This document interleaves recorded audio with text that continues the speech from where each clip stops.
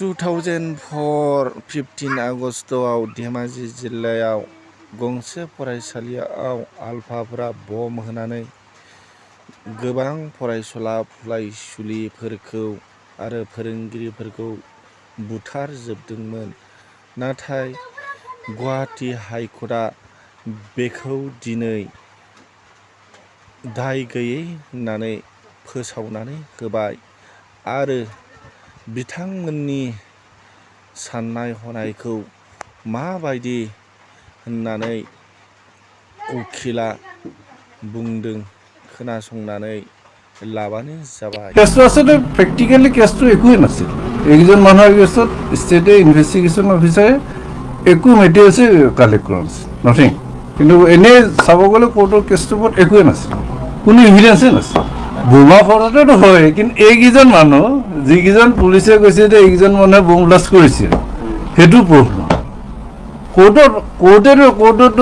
কোৰ্টে judgement দিব only basis of evidence, কিন্তু ইভিডেন্সটো টোটেল fail, তাতে একোৱেই নাই ইভিডেন্স।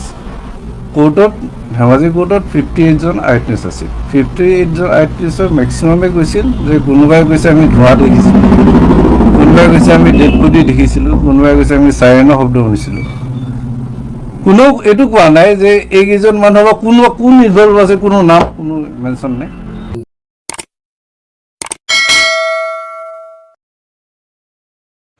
मानाव गेदेर जोंनि बिटिआरनि दैदेनगिरि प्रमद बर'आबो जोंनि बर' हारिनि गेजेराव बेफोरबायदि खौसेथि लानानै होफैनांगौ। सुबुंफोर दा बे बर'फोरानो दिनै नैबे नांगोलखौ सावनायनि भिडिअखौहाय जों नुनो मोन्दों आरो गोबाङा दिनैनि दिनावबो शेयार खालामफिननायखौ नुनो मोनगासिनो दङ। मानो होनब्ला बाव सोरबा रायजो राजानि गोरोन्थि बा दाय गैया होननानै आं सानो।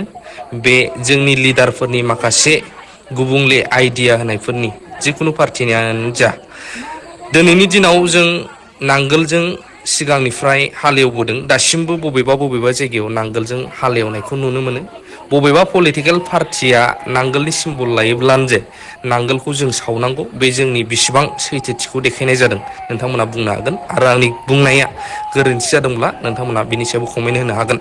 आरो बे आंनिल' बुंनाय नङा, गोबां मानसिया सोंलु दैखांदों दिनैनि दिनावहाय मोनसे आफादा बा मोनसे पार्टिया गाज्रियानो जाबाय, नाथाय जाय बुस्थुजों जों सिगांनिफ्राय हालेवनानै जाबोदोंमोन बेखौ बोरै सावनो हाखो, बे बेसेबां गनायजाथाव आरो जोंनि आब्रुथि बा डिसिप्लिनखौ जोङो बेयावहाय माबायदि देखायनाय जादों। जानो हागौ गामिनि रायजो राजाफ्रा बुजियासै, नाथाय बैफोरखौ लानानैनो गामिनि रायजोफोरखौ थुंज्लायनानै बिदि खालामहोनाया बेसेबां सैथो। दिनैनि दिनावबो बबेबा ट्रेक्टर बबेबा माबाखौ जोङो बबेबा पार्टिया जेनोबा सावगोन नामा, बे गेदेर सोंलु जानानै फैदों। बेवहाय आं रायजो राजानि गोरोन्थिखौ नुवाखै आरो गोबाङाबो बुंदों। मानो होनोब्ला बेखौहाय थुनज्लायनानै दिनै बैफोरबायदि खालामनो होनाय माखासे गेदेरमाफोरा बैफोरबायदि गोलैसोनानै थानाय गामि आरो रायजो राजाफोरनि थाखाय मा मोजां मावदों आरो सोर साबैसेया दिनैनि दिनाव मा बेनिफिट बा मुलाम्फा जाखो, अन्नानै नोंथांमोनाबो भिडिअनि गेजेरजों उनाव खौसेथि मिलायलायनायखौसो नांगौमोन। नाथाय सोरबा बिपिएफआनो जा सोरबा इउपिपिएलआनो जा, गासैबो थायफा थाइनै मोननायनि जाउनावनो जों गावजों गाव सिनायलायै जाबाय, सोरबा सोरखौबा सोंखारिनो गोनांबो जाबाय। दिनैनि दिनाव नोंगौ राजखान्थियाव सोंखारिलायनाय मानाय गासैबो थायो, जायो। मानो होनब्ला मोनसे पार्टिया गोख्रों जानोबा अपोजिसन पार्टियाबो गोख्रों जानांगौ जायो। नाथाय बेफोरनि गेजेरावनो दिनैनि दिनाव जोंनि बर'फोरनि गेजेराव ओरैबायदिखौ नुसिनलांदों जे गावजों गावनि गेजेराव मोनसेबो गोरोबलायनाय गैयै।